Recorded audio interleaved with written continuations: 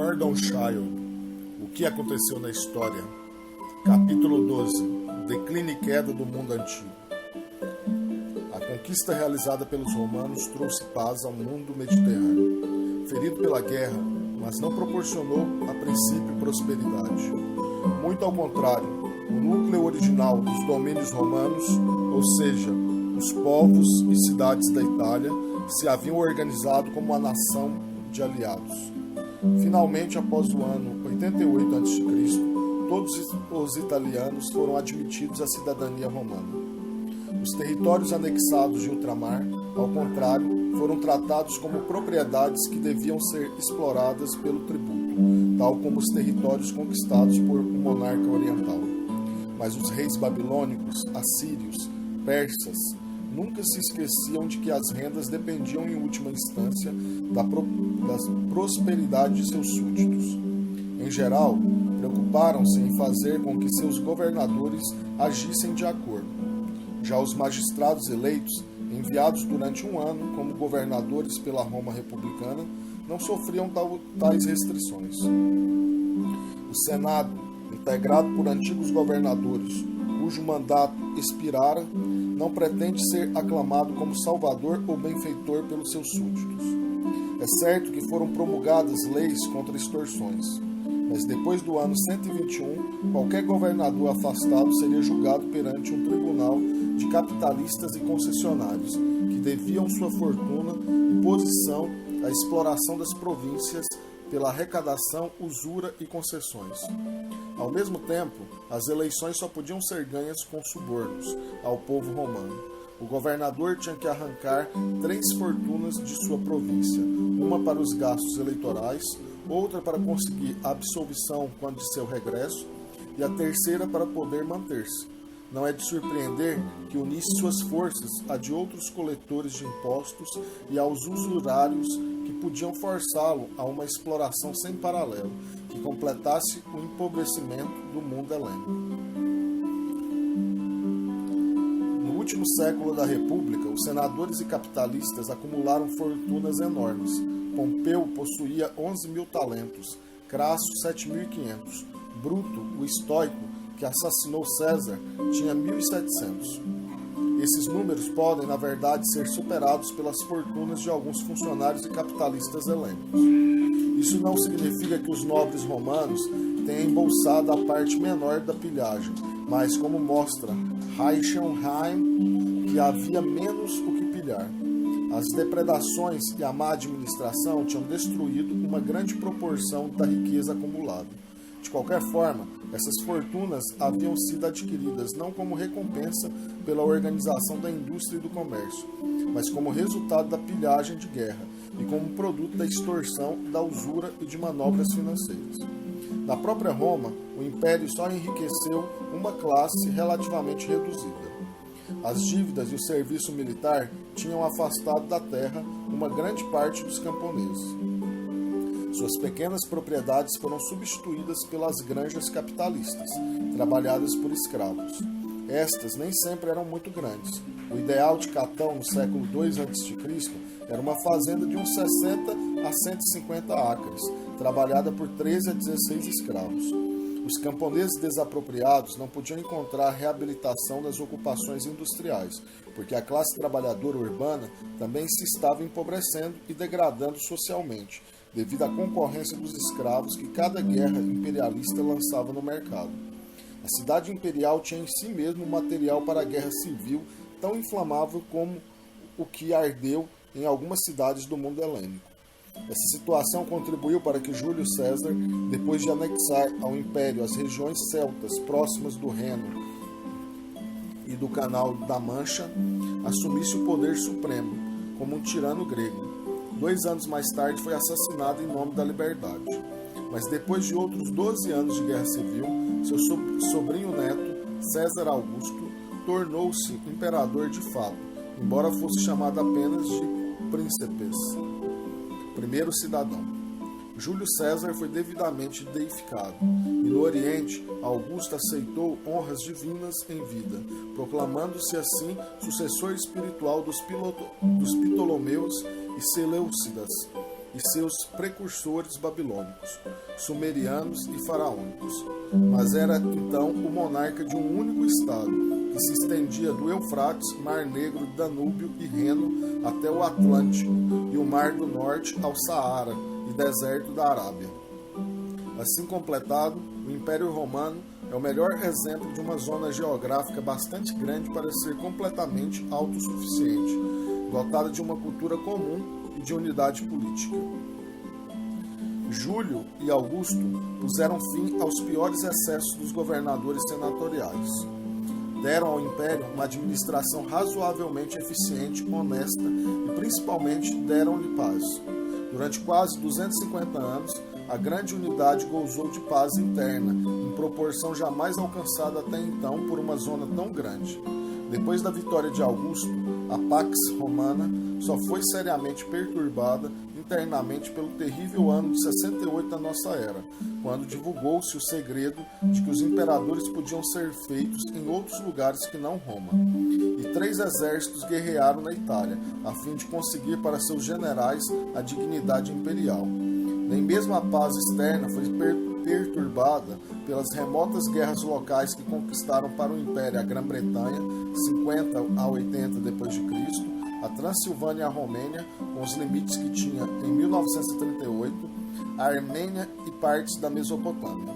O resultado imediato foi o renascimento da prosperidade e, pelo menos nas novas províncias ocidentais, um aumento da população. Nas novas províncias da Gália, França, Bélgica, Alemanha, Vale do Reno e Bretanha, Inglaterra, Espanha e África do Norte, fundaram cidades do tipo greco-romano. Por suas dimensões, as cidades romanas eram muito parecidas com a polis gregas, tal como foi projetado no ano 100 d.C. Tingad, na África do Norte, só compreendia uns 30 acres. Caerwent, em Gales, no sul, 44 acres. E Herculano, próximo de Nápoles, não havia passado dos 26. Pompeia e muitas cidades semelhantes ocupavam de 150 a 160 acres.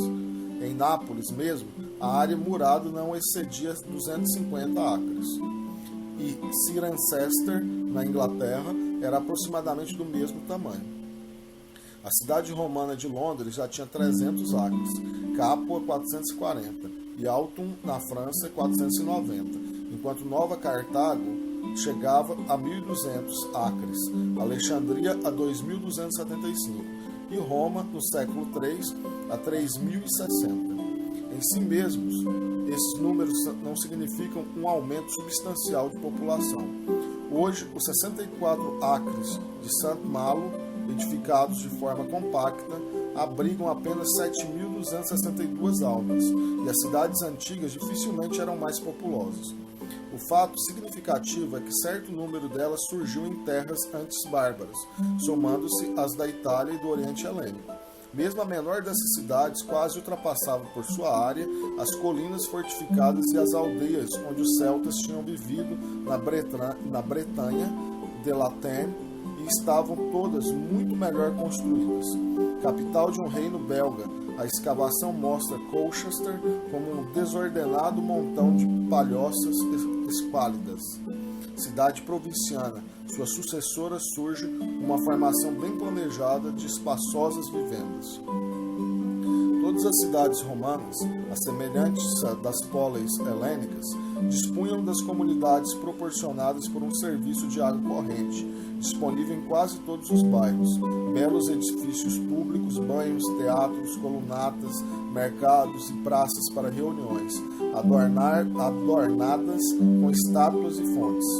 As casas particulares eram de bom gosto e espaçosas. No balneário provinciano como Pompeia, com 30 mil habitantes no máximo, os arqueólogos descobriram ruas e ruas de casas com pavimentos de mosaico, paredes com afrescos, pátios com colunatas, janelas envidraçadas, água corrente, salas de banho e latrinas.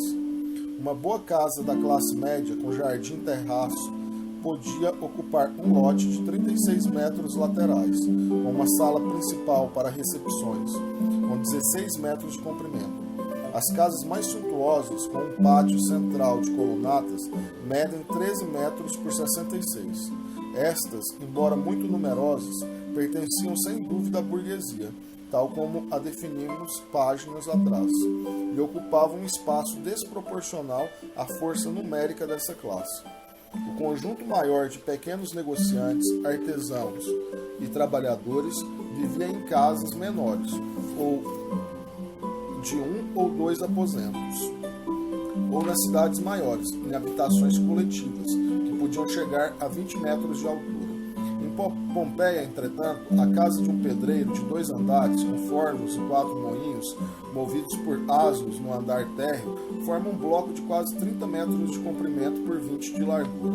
Em Caistor, norte de Norwich, na distante Bretanha, as casas adjacentes aos fornos de cerâmica e provavelmente ocupadas pelos mestres do ofício têm o piso de mosaicos. Além disso, as cidades romanas, tal como as polis helênicas, tinham um governo municipal autônomo. Cartazes eleitorais descobertos em Pompeia mostram como era intensa a competição pelas magistraturas, antes que a erupção do Vesúvio destruísse a cidade.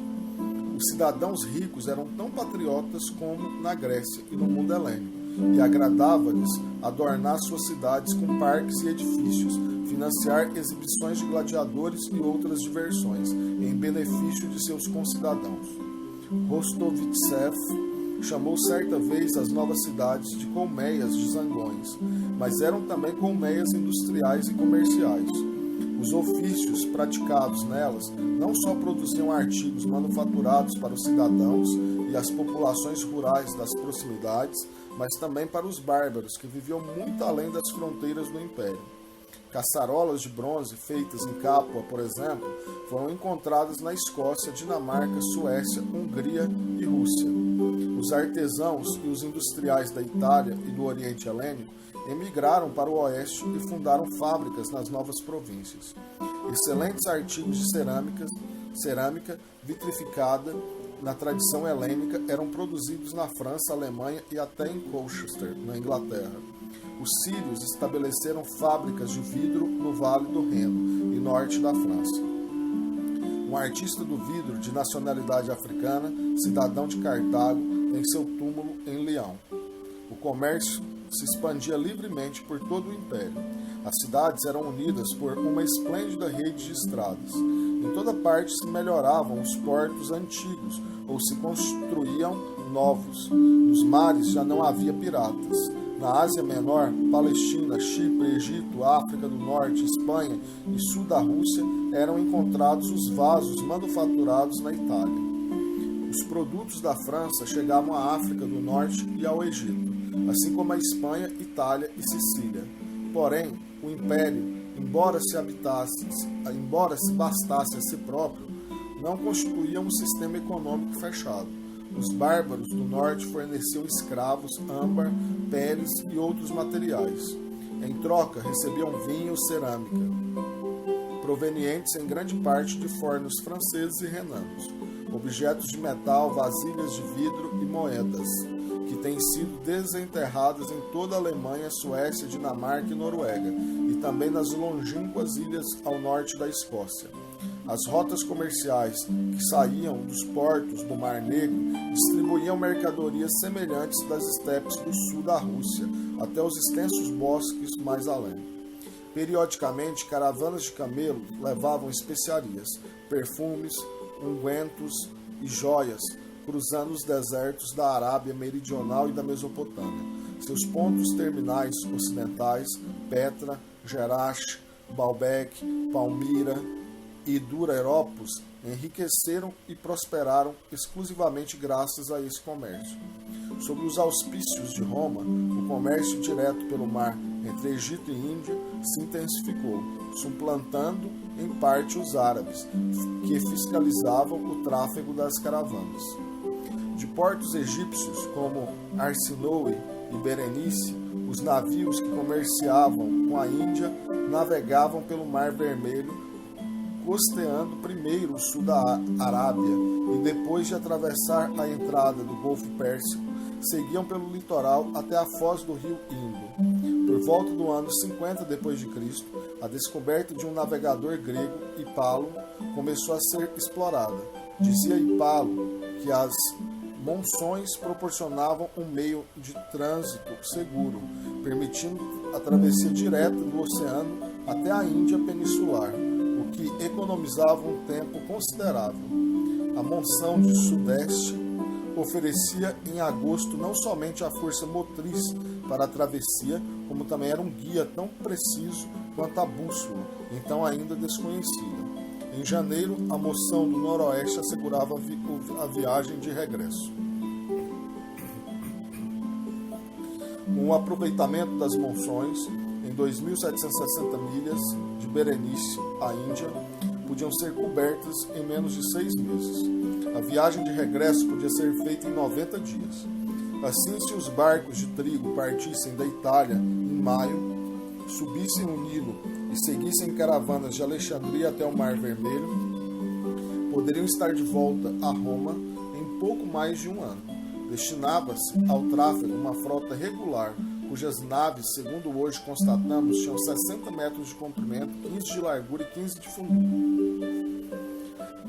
A frota trazia ao mercado romano não apenas artigos indianos, mas também produtos chineses que eram transportados do Extremo Oriente em navios indianos ou chineses. As importações eram quase sempre artigos de luxo.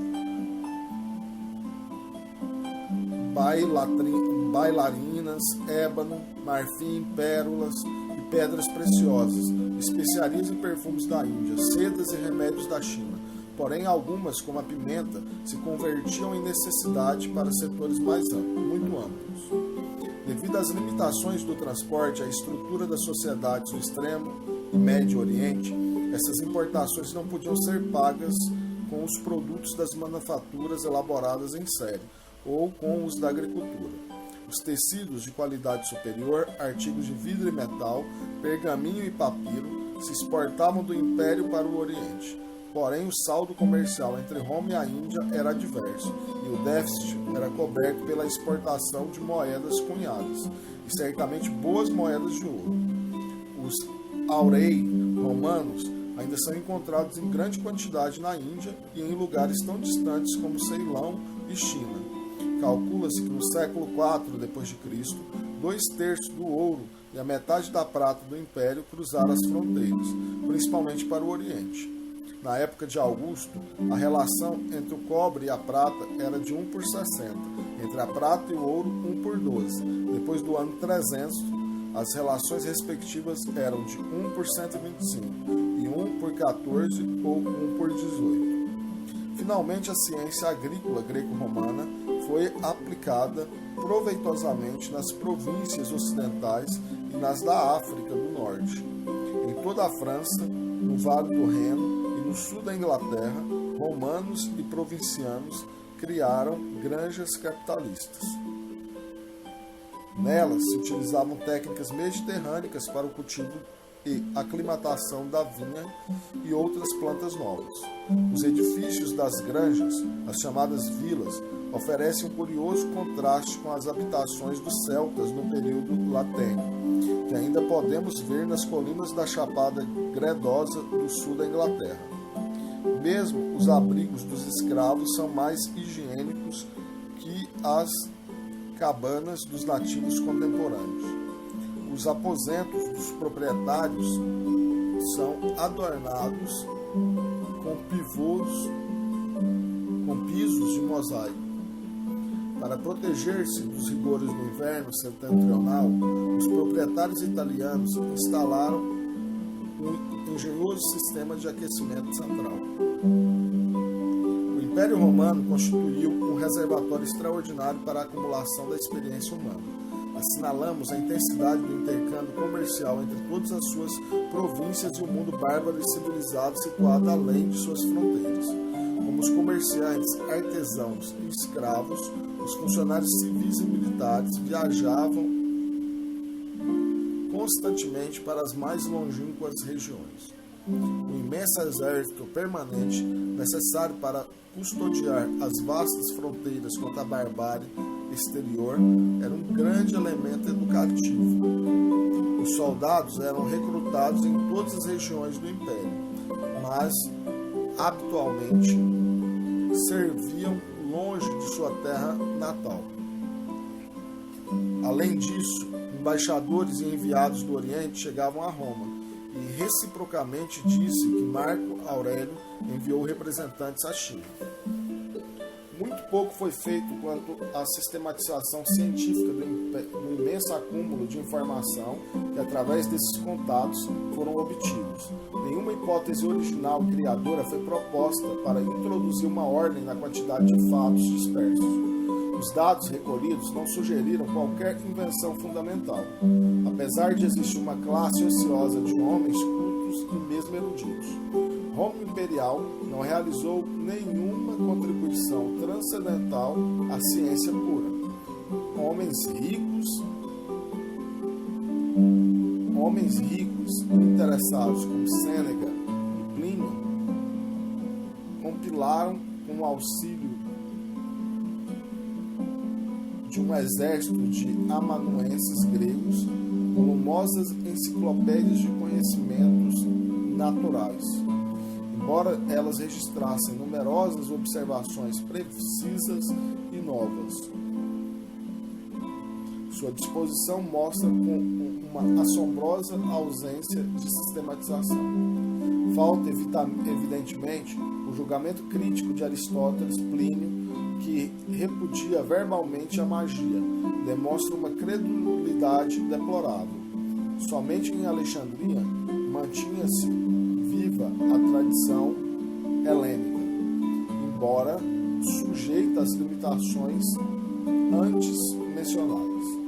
Também na ciência aplicada, os progressos efetuados no Império são decepcionantes em relação aos recursos disponíveis.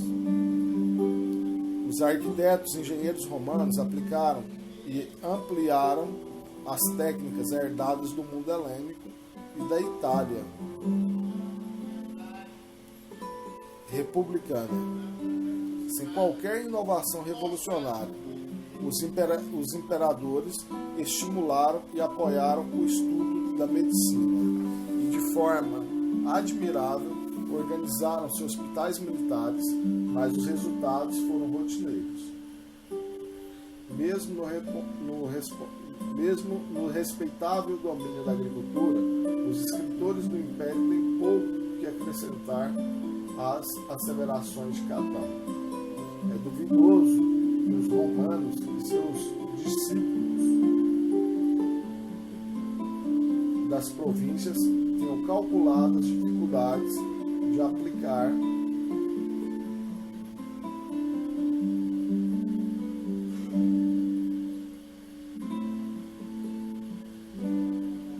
um sistema de lavoura criado no Mediterrâneo, aos diversos solos e climas da zona temperada da França e da Inglaterra Atlântica.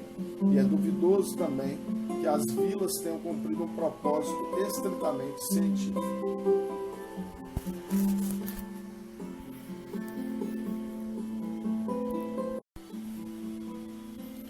As ciências não lucraram muito com as facilidades de intercâmbio trazidas pelo Império, mas as religiões aproveitaram dela.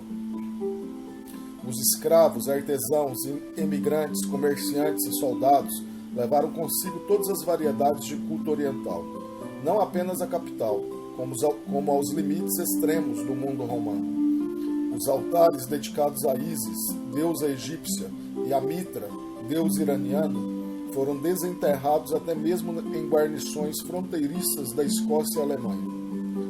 Das inúmeras seitas e ritos assim difundidos, somente o judaísmo e o cristianismo estavam destinados a ter uma significação mundial permanente. O judaísmo era demasiadamente nacionalista para atrair muitos adeptos, além dos que adotavam pelo nascimento. O cristianismo, porém, provinha de uma ideologia verdadeiramente internacional, exigida muito pela economia mundial. O cristianismo teve início como uma pequena seita judaica, cujos membros viam em Jesus o Messias das Escrituras e esperavam sua volta imediata para implantar o reino de Deus na terra. Porém, a doutrina de amor de Jesus e sua vida, ao mesmo tempo exemplo e objeto desse amor, combinada com a promessa de salvação e ressurreição, deram ao credo uma atração infinitamente maior. Depois das viagens de Paulo, a religião se propagou rapidamente, a princípio, sobretudo, entre os escravos e os proprietários.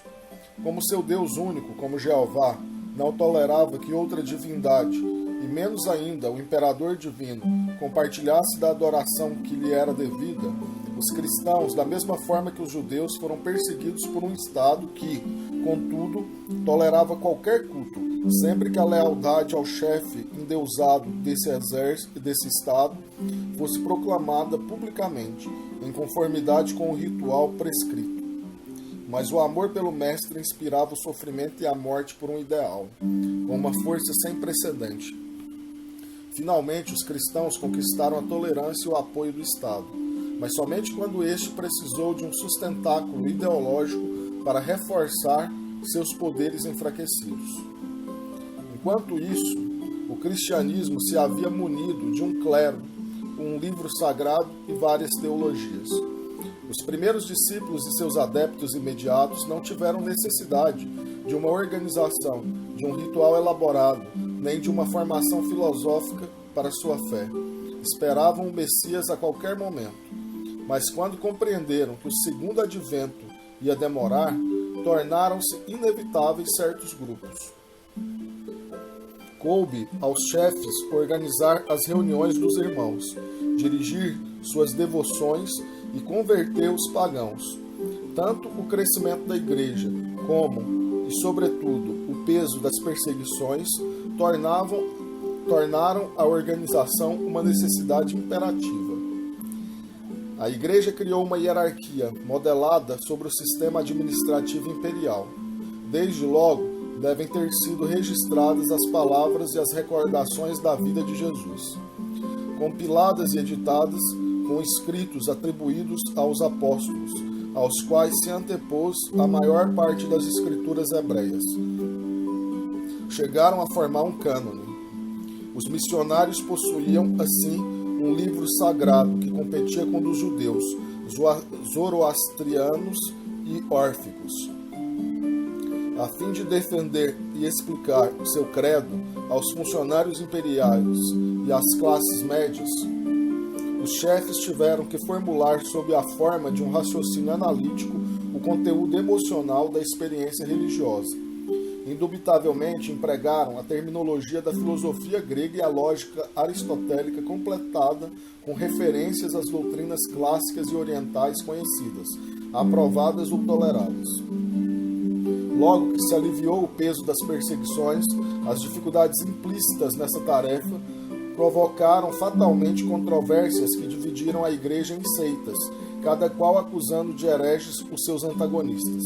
Paralelamente, se matizou a simples doutrina de Jesus com uma tintura de dogmas derivados do judaísmo, do neoplatonismo e de outras fontes heterogêneas. Na realidade, se incorporaram ao conteúdo da seita mais afortunada a mitologia do livro judaico do Gênesis, a ciência grega, tal como exposta por Aristóteles, e até mesmo a astronomia geocêntrica de Hiparco. Da mesma forma, o ritual se enriqueceu com empréstimos tomados ao cerimonial dos cultos de mistério e com as vestimentas dos reis sacerdotes, enquanto os convertidos se conciliavam adotando como santos, mártires ou virgens os heróis locais e deusas mães de antecedentes neolíticos. Acentuaram-se cada vez mais as sanções negativas para a piedade e a moral, implícita nos ensinamentos de Jesus, assim como em qualquer outra doutrina de salvação. Se o cristianismo, como religião de amor, sobrepujou a todas as demais ao estimular uma virtude positiva, chegou a igualar-se aos credos egípcios, zoroastrianos, órficos e budistas, ao procurar dissuadir do mal seus seguidores, mediante aterradoras descrições do inferno.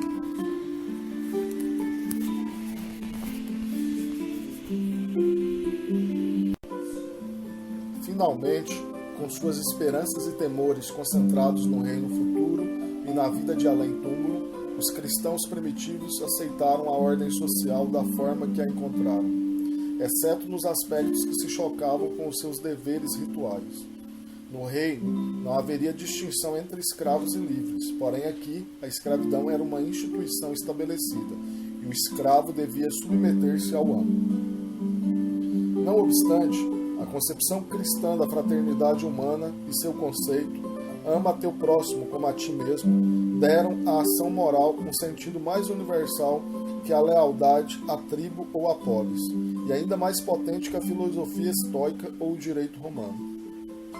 A nova religião, a semelhança de cultos mais antigos, fez com que a vida apresentasse um sentido para as massas, às quais os recursos do império e os frutos da ciência natural não ofereciam perspectivas. Ela se difundiu nas classes médias e superiores, precisamente na medida em que estas também se convenceram da vaidade das esperanças terrenas, devido ao crescente empobrecimento do sistema econômico. E essa desilusão não tardou a surgir. A multiplicação e o embelezamento das cidades, ao lado da tumultuosa atividade comercial que descrevemos, dão a impressão de que havia uma prosperidade ilimitada. O império, contudo, não eliminara as contradições da economia helênica. Roma não impulsionara nenhuma força produtiva, não estendendo sequer a grau considerável as que já existiam na era helênica. Tampouco a estrutura da indústria se reformou radicalmente. A passagem da manufatura para a fábrica e o uso da máquina como meio funcional de produção não chegaram a ser realizados. Sem dúvida, a magnitude da unidade produtiva aumentou. Por exemplo, a indústria cerâmica de Arezzo, na Toscana, se organizou numa escala maior que a mesma indústria em Atenas, 5 séculos antes. De 25 cerâmicas que funcionavam entre os anos 25 a.C. e 25 da nossa era, 2 empregavam mais de 30 artistas que firmavam seus trabalhos. 10 tinham de 10 a 14 artesãos, e somente 6 quantidade mínima de 7 a 10 operários. A maior companhia que nesse período de 50 anos vendeu vasos produzidos por 58 artistas, parece ter tido ao menos 100 escravos, ocupados em trabalhos menos qualificados. Da mesma forma, na indústria têxtil, nos inteiramos de que Pompeia tinha uma oficina em que trabalhavam 25 tecelões. O grande aumento de empregados sob uma administração unitária não implica, contudo, uma especialização do trabalho maior do que encontramos na Atenas clássicas ou em Corinto. Também não foi exigida qualquer espécie de mecanização. Os moinhos de água, por exemplo, eram apenas mais comuns no primeiro século de nossa era do que no último século que a antecedeu. A tradição aristocrática herdada da República não estimulou a inversão de capital na indústria. A lei proibia a um senador dedicar-se ao comércio, ainda mais que na Grécia clássica a agricultura e, em menor grau, o comércio eram as únicas ocupações respeitáveis. A esfera da indústria ficava restrita aos escravos libertados e a outros homens de classe humilde e meio escassos. Em consequência, os novos ricos se apressaram a inverter sua fortuna em terras, como os escravos Trimalcião na famosa sátira de Petrônio. Depois de amealhar uma fortuna com os embarques em empréstimos de dinheiro nos tempos de Nero, dedicou-se a comprar fazendas e granjas. No máximo, o capitalista podia comprar escravos para equipar uma oficina, mas nem mesmo desempenhava o que os economistas chamam função empresarial, pois os estabelecimentos eram dirigidos por um escravo liberto ou um arrendatário. Dessa forma, encontramos em Pompeia 40 pequenas padarias com moinhos, como a descrita páginas atrás, e cerca de 20 lojas para abastecer as necessidades dos 30 mil habitantes dessa cidade. Assim, na indústria cerâmica de Lazeo, França Meridional, que depois do ano 70 da nossa era substituiu a Rhétion na provisão do mercado ocidental, distinguimos por suas marcas de fabricação 80 companhias diferentes. O real aumento da riqueza verificado nos primeiros dias do Império resultou da expansão superficial da civilização e da suspensão das guerras ruinosas.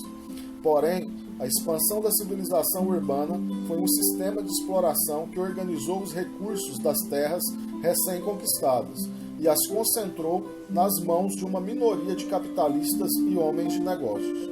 Em outras palavras, o mercado para os produtos tornou-se mais amplo, mas não mais profundo. O poder aquisitivo da vasta classe inferior continuava reduzido. Os compradores de artigos de qualidade um pouco melhor pertenciam às classes médias e superior, ou ao exército, como na época helênica. A posição dos camponeses não melhorou e provavelmente decaiu nas velhas províncias. No Egito, por exemplo, Tibério suprimiu o direito de greve, abolindo a imunidade dos refugiados dos templos. Nas regiões célticas, como a Grã-Bretanha, os nativos viviam na mesma limitação e cultivavam suas terras com os meios ineficazes utilizados antes de sua anexação ao Império. Na indústria, a remuneração dos artesãos e trabalhadores manuais foi reduzida com a concorrência do trabalho escravo. Segundo se admite, a utilização dos escravos não privou de seus empregos os trabalhadores livres. Dos artesãos mencionados nas descrições do século I e II, 27% eram livres por nascimento, 66% escravos emancipados e somente 7% escravos, cifras estas que se referem a Roma. No resto da Itália, as proporções são de 46%, 52% e 2%, respectivamente. Os escravos tinham menos probabilidade que os outros de ser honrados com lápides ou ritos fúnebres nas congregações religiosas, e nossas inscrições se referem principalmente aos que tinham essas honras, de modo que tais cifras não mostram as verdadeiras proporções da população trabalhadora. Não obstante, num forno de tijolos, estes levam marcados os nomes de 22 emancipados, contos de 52 escravos e 22 empregados de situação indeterminada. Nas cerâmicas de Arretium, antes do ano 25 da nossa era, de 132 trabalhadores conhecidos, 123 eram escravos. Porém, na indústria cerâmica da França e do Vale do Reno, o emprego de escravos não é testemunhado nesses termos. Em inscrições provenientes de Dijon, os fabricantes de carros, ferreiros e outros artesãos são chamados dependentes, clientes, não escravos. Devemos lembrar novamente que os escravos, na prática, podiam ganhar e conservar um pecúlio à parte do que necessitavam para sua simples subsistência. Os amanuenses, professores e muitos outros profissionais eram frequentemente escravos, e os de César exerciam na realidade as funções de ministros de Estado. Algumas autoridades afirmam que até o ano 200 da nossa era, os salários continuaram elevando-se. Seja como for, a participação do operário industrial no produto de seu trabalho era muito diminuta. O fato é que, para as massas, o nível de vida era e continuou sendo muito baixo. Os homens da antiguidade, se não viviam na opulência, tinham poucas necessidades. Alimentavam-se principalmente de pão de trigo, azeitonas e figos, consumindo pouca carne e vinho. Moravam em quartos de mobiliário miserável, aquecidos apenas com braseiros e iluminados com lâmpadas de azeite. A maioria dos homens, segundo as evidências, aceitou esse nível, sem que nenhuma propaganda ostensiva fosse feita para elevá-lo. Compreende-se assim que o mercado interno fosse tão restrito quanto havia sido nos mundos helênico e clássico. Mas, por sua vez, o mercado exterior não podia expandir-se mais. No ano de 150 d.C., as fronteiras do mundo civilizado foram alcançadas. Incapaz de expandir-se, o sistema interno começou a se contrair.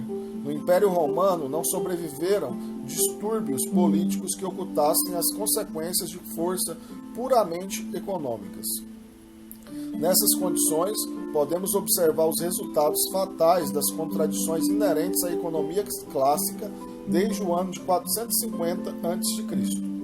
Esses resultados aparecem primeiro como sombras sobre a brilhante superfície de prosperidade do século I. Verificamos já a conhecida tendência da indústria antiga de exportar-se a si própria, em lugar de exportar os seus produtos.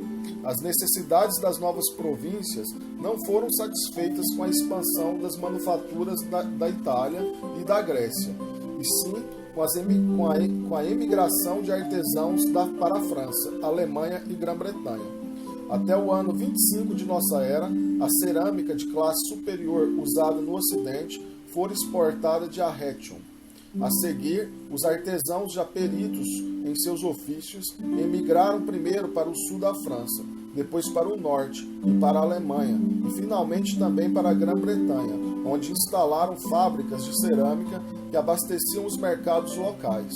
O caso da indústria do vidro, já citado, ilustra o mesmo processo. O fruto de tudo isso foi uma redução do comércio interprovincial, particularmente com relação aos artigos de consumo baratos. Cada província tendeu a se converter em uma unidade econômica que preenchia suas necessidades na medida em que os recursos naturais o permitiam. Isto não foi ocasionado pelas exigências chauvinistas de abastecimento, como as que inspiraram as políticas aduaneiras da Austrália e Canadá. Derivou das deficiências do sistema de transporte, que já explicamos. De fato, nem mesmo as esplêndidas estradas romanas haviam barateado realmente o carreto de mercadorias volumosas por terra. Portanto, Roma, que importava tudo das províncias, nunca se recompensou, exceto com o mesmo dinheiro de seus impostos. Mais grave ainda era a tendência das granjas capitalistas a se transformarem em casas que se bastavam a si mesmas, segundo o velho modelo oriental. Nos dias de Catão, somente se efetuavam nas granjas as reparações secundárias. No caso de operações mais importantes, recorria-se ao ferreiro local.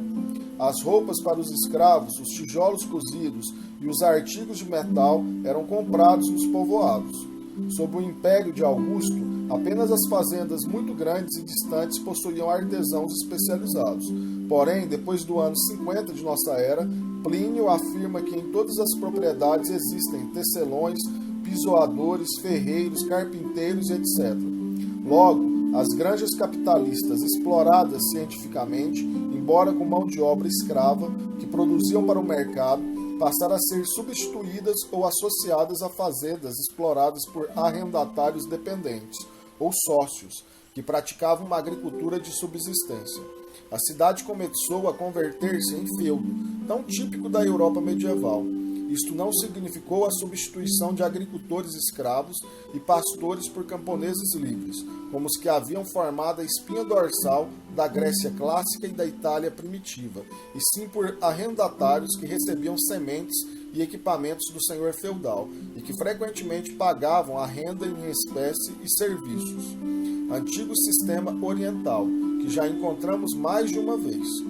O sistema oferecia à nova burguesia a oportunidade de amealhar fortunas através da agricultura não especializada, como grandes latifundiários.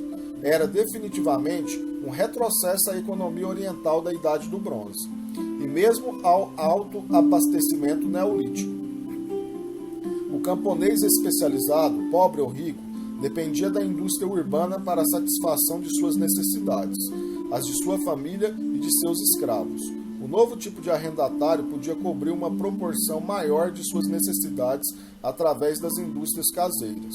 Os proprietários de terra mantinham em sua posse forjas, cerâmicas, teares e fornos de tijolos em pequena escala, onde empregavam seus escravos ou a mão de obra obrigatória de seus arrendatários. Só precisavam comprar na cidade os artigos de luxo, isto é, objetos de vidro ou materiais exóticos. O resultado inevitável de tudo isso foi a decadência das indústrias urbanas e o empobrecimento das cidades então florescentes. O processo pode ser calculado pela contração material das áreas urbanas. Depois do ano 275 da nossa era, Alton havia diminuído de quase 500 acres para menos de 25. Na realidade, apenas algumas cidades da França, depois do ano 300, excediam a 60 acres. Bordeaux ficou reduzida a 56. Nantes, Rouen, Trouy a 39. Também na Grã-Bretanha, o declínio da vida citadina é bem nítido na última quarta parte do século III. Em Verulamium, St. Albans, as muralhas da cidade se encontravam parcialmente em ruínas e o teatro caiu em desuso. Em Rochester, o centro da cidade se incendiou e não foi reconstruído. Esses fatos simbolizam a ruína da pequena burguesia, pelo menos como corolário da exploração do produtor primário. Segundo diz Rostovtsev, entre aspas, o progresso realizado dos períodos grego e helênico na esfera da indústria decorrem de um aumento constante da procura de mercadorias. Depois do ano 125, o mercado para a indústria limitou-se às cidades e aos distritos municipais do Império. O futuro da indústria dependia do poder aquisitivo destes. E embora a capacidade de compra da burguesia urbana fosse grande, seus efetivos se limitaram e o proletariado urbano se empobreceu cada vez mais. O bem-estar material da população rural melhorou muito lentamente, ou quase nada. Quando foram atingidos os limites da oikoumene, a indústria deveria ter explorado o mercado interno mais ativamente, ou estendido sua esfera a fim de incluir as classes inferiores. Porém, isto requereria uma modificação da estrutura social do Império. Fecha aspas. Cambridge, Ancient History, 13, página 252.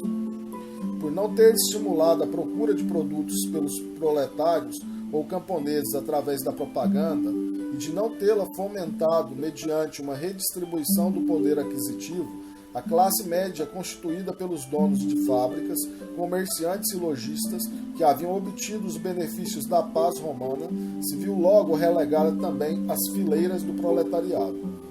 Não nos admira constatar que, como seus precursores da Grécia helênica, começaram a não ter filhos. Somente os grandes latifundiários se salvaram, graças a uma reversão do abastecimento neolítico. No ano 250 de nossa era, toda a aparência de prosperidade se havia desvanecido. A bancarrota da economia romana foi descoberta e revelada ao biólogo por um declínio da natalidade notório em todas as classes da população dos últimos anos do Império.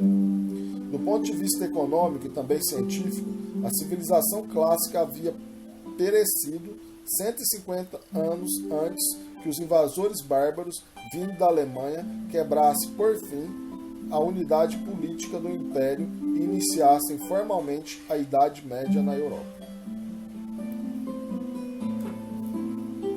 Nesses 150 anos, os imperadores seguintes realizaram uma tentativa heróica, embora vã, de salvar a monarquia da civilização, restaurando um regime de centralização oriental, com frequência denominado impropriamente de socialismo do Estado. Contamos agora com uma denominação mais apropriada, já que o nacionalsocialismo empregou métodos quase idênticos com o mesmo objetivo de manter um sistema social antiquado. O empobrecimento do Império e o declínio de sua população influíram naturalmente no próprio Estado. Um grande exército permanente era essencial para a defesa do vasto Império dos prolíficos e famélicos habitantes do norte alemão e dos ambiciosos nômades das estepes orientais e meridionais. Era necessário equipar e pagar ao exército, cujo custo aumentou quando os imperadores se viram forçados a contratar mercenários bárbaros do estrangeiro para suprir a escassez de recrutas nativos. A administração e a arrecadação das rendas exigiam um imenso e custoso serviço público. Os imperadores não só gastaram somas enormes em obras públicas realmente úteis, como as estradas, por exemplo, o que pelo menos aumentavam as comodidades da vida, mas também a desperdiçaram em coisas luxuosas. O sistema econômico, enquanto se expandia, pôde suportar facilmente a tensão, mas à medida que se aproximava dos limites mencionados acima, tornou-se visível o desequilíbrio entre as rendas e os gastos. Já Nero havia começado a cobrir seu déficit desvalorizando a moeda circulante. As saídas de metal para o Oriente para pagar os luxos importados pela plutocracia colocou o tesouro em situação ainda pior. No século III, aumentaram os déficits das guerras civis. para as quais os exércitos foram afastados da defesa das fronteiras e empregados para apoiar as pretensões de Césares rivais. Foi necessário aumentar os impostos, cujo peso recaiu principalmente sobre a classe trabalhadora.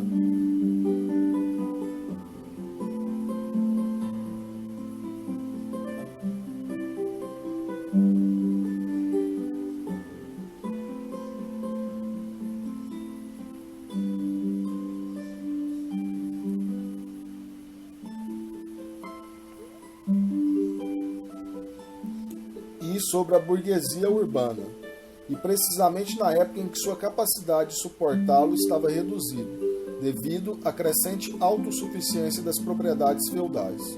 As magistraturas que haviam sido ambicionadas como cargos honoríficos transformaram-se em obrigações onerosas, tanto pelos gastos que tradicionalmente impunham, como pelo fato de que os magistrados eram responsabilizados pelo pagamento dos tributos em sua cidade.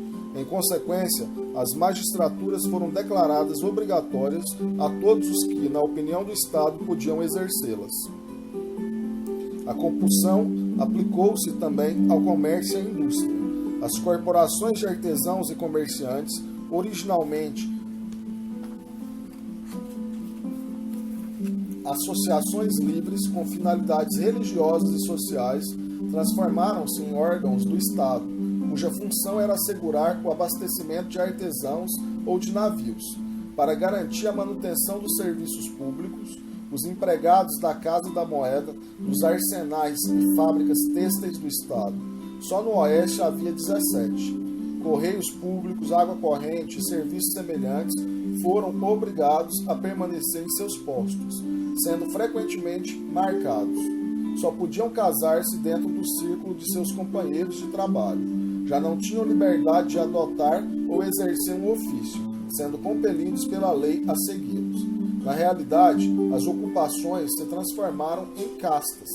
Todos foram submetidos à disciplina militar, aplicada também às corporações de proprietários de navios, de carros e outros, que realizavam serviços de interesse público. O suprimento de alimentos e as amenidades da capital e de algumas cidades do interior mais favorecidas foram mantidos por esse processo. Havia em Roma 956 banhos públicos e eram realizados espetáculos gratuitos em 175 dias por ano. Os cidadãos recebiam o trigo, que lhes era distribuído desde a época de Graco, gratuitamente, já em forma de farinha. Os moinhos de água tornaram-se comuns em Roma, após o ano 300. Em todo o Império, os preços foram fixados por editais, tal como fizeram os reis babilônicos, fixando-se também os salários, não mínimos, mas máximos, como na Idade do Bronze, porque havia grande dificuldade de obter mão de obra. Finalmente, os produtores primários ficaram reduzidos à situação de servos presos à gleba. Esse destino pesara sobre os camponeses do rei, no Egito, quando Tibério eliminou o direito de greve, deixando ao arrendatário oprimido a escolha entre a prática do banditismo e da mendicância. No século III, as perguntas típicas dirigidas a um oráculo eram as seguintes: chegarei a ser mendigo? Fugirei? Será minha fuga descoberta? Depois do ano 300, o mesmo sistema foi aplicado à Europa, principalmente como medida fiscal para assegurar que o agricultor não escaparia à sua parte nos impostos. Em 332, Constantino, o primeiro imperador cristão, declarou obrigatória por lei a permanência do arrendatário colonos no feudo. Em 371, o imperador Valeriano escrevia, entre aspas, não consideramos que os colonos tenham a liberdade de abandonar a terra, a qual estão presos por sua situação e nascimento. Se o fizerem, que sejam trazidos de volta, acorrentados e castigados. Fecha aspas. O arrendatário se transformara em servo. Mas, com o favoritismo e a corrupção, os donos das grandes propriedades escaparam à repressão da máquina, embora fossem obrigados a fornecer contingentes para o exército, formados de seus próprios arrendatários, por vezes podiam proteger estes contra a opressão dos coletores de impostos e outros membros do enxame de funcionários. Por isso, os proprietários de fazendas arruinadas e os trabalhadores urbanos buscaram a proteção dos grandes latifundiários. Estes senhores feudais já estavam em vias de reivindicar uma independência política adequada à sua autossuficiência econômica, preparando dessa forma o desmembramento consumado no século V pelas hordas guerreiras bárbaras. Finalmente, como expressão ideológica do regime totalitário, o primeiro cidadão, chefe do Estado, transformou-se em Senhor e Deus, Dominus ac Deus.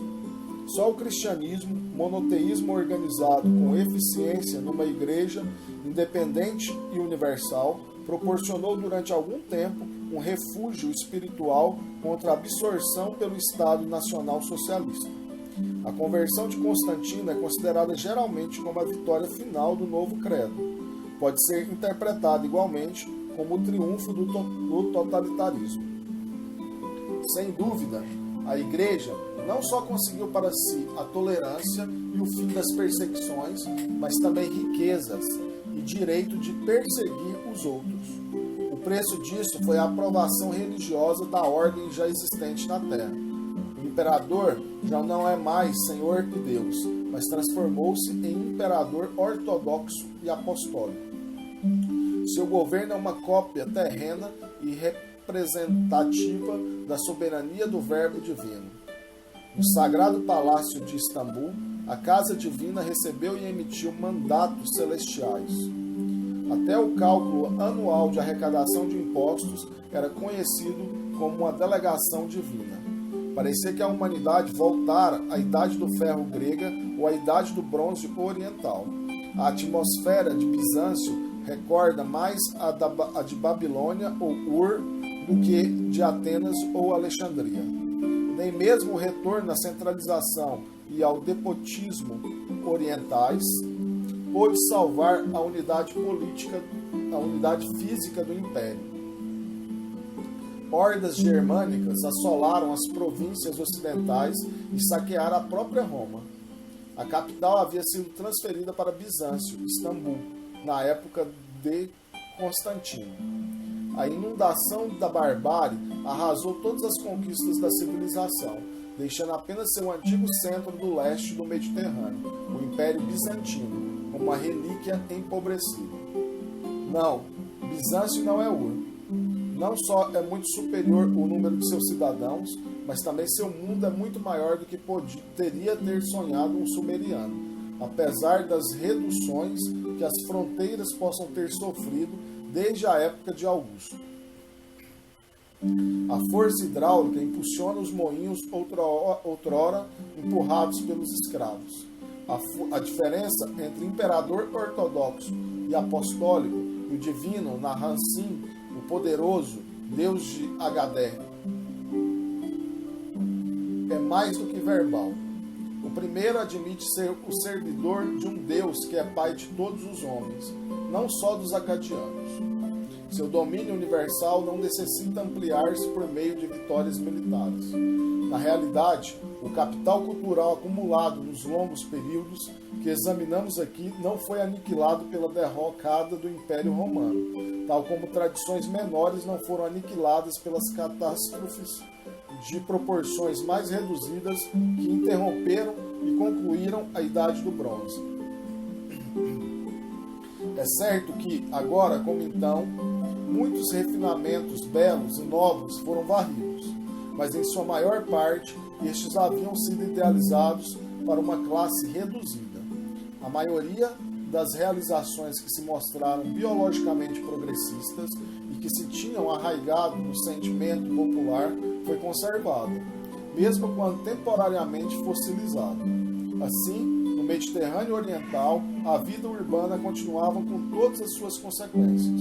A maior parte dos ofícios era ainda exercida com uma perícia técnica e o equipamento aperfeiçoados na época clássica e na helênica. As propriedades ainda eram exploradas cientificamente e produziam para o mercado. A troca não afastou inteiramente a economia monetária, nem a autossuficiência paralisou totalmente o comércio. A escrita não foi esquecida. Em Alexandria e em Bizâncio, os textos científicos e literários foram copiados e guardados cuidadosamente. A medicina grega era praticada nos hospitais públicos, com o beneplácito da igreja.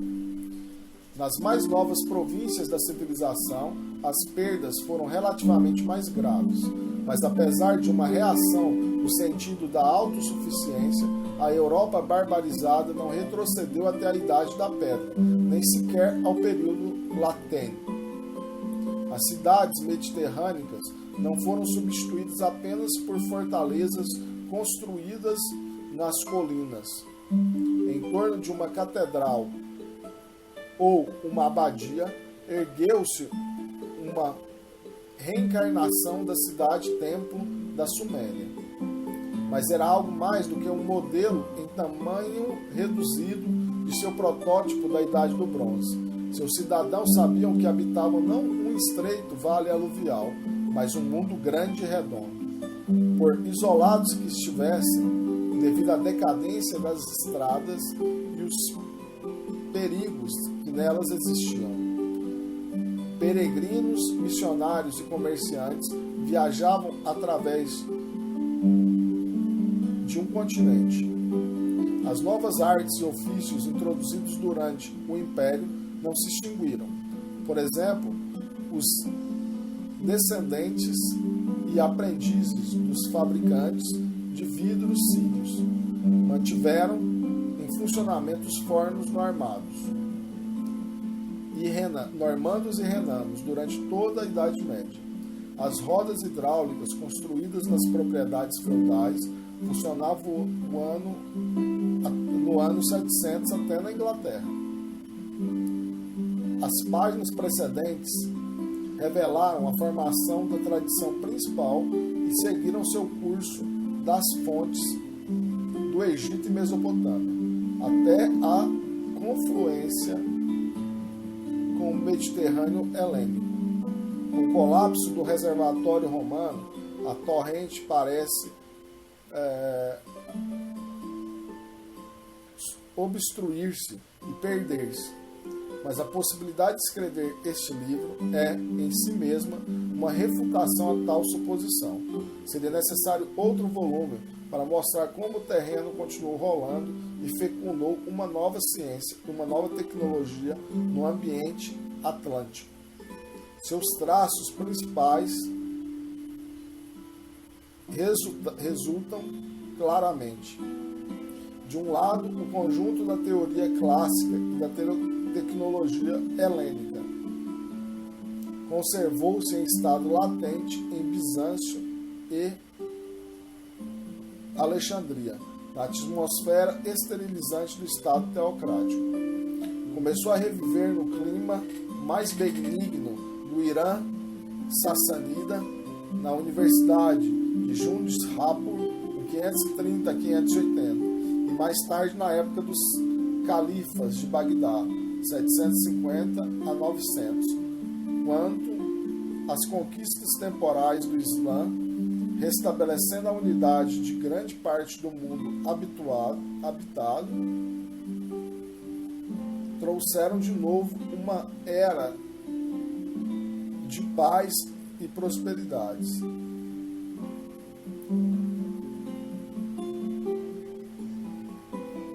Antes que as antigas contradições internas tivessem destruído a prosperidade e abalado o sistema político do mundo árabe, antes que o estabelecimento da fé ortodoxa, cerca de 1106, selasse para sempre a sorte da investigação independente do Islã.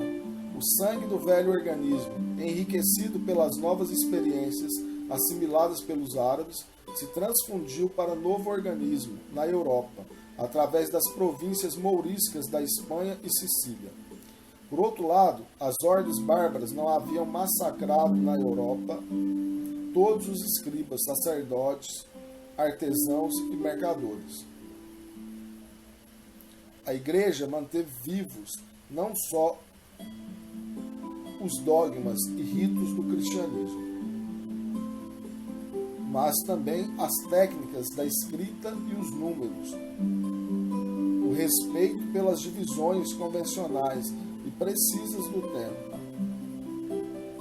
as máquinas para sua determinação, relógio, a procura de produtos exóticos, certos refinamentos, como as janelas envidraçadas, vestígios da sua arte clássica e da arquitetura romana, justificativas para viagens como as peregrinações e missões, lembranças da medicina racional e da agricultura científica. Muitos artesãos puderam sobreviver e velhas cidades mediterrâneas foram substituídas pelas novas cidades catedrais. A economia rural da Europa não retrocedeu à situação da economia dos celtas pré-romanos. Sem dúvida, baseou-se na agricultura de subsistência com mais intensidade do que em fins do império. Agricultura essa praticada por servos não emancipados.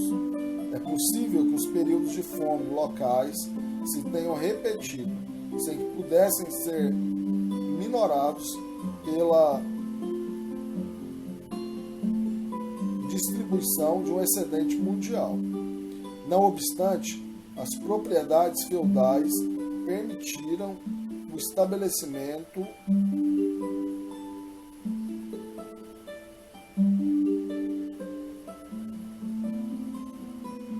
de métodos de cultura realmente adequados à zona boscosa e temperada. Pela primeira vez, a servidão transformou os plantadores seminômades em agricultores realmente sedentários, e os moinhos de água dos senhores das terras constituíam um exemplo de exploração racional dos recursos, de que o continente europeu está excepcionalmente dotado. Essas indicações devem bastar. O progresso é real, embora não seja contínuo. A curva ascendente se resolve numa série de depressões e elevações, mas nos domínios que podem ser examinados pela arqueologia, bem como pela história escrita, nenhuma depressão vai ao nível da precedente, e cada elevação ultrapassa sua precursora imediatamente. Gordon Childe, final, o que aconteceu na história.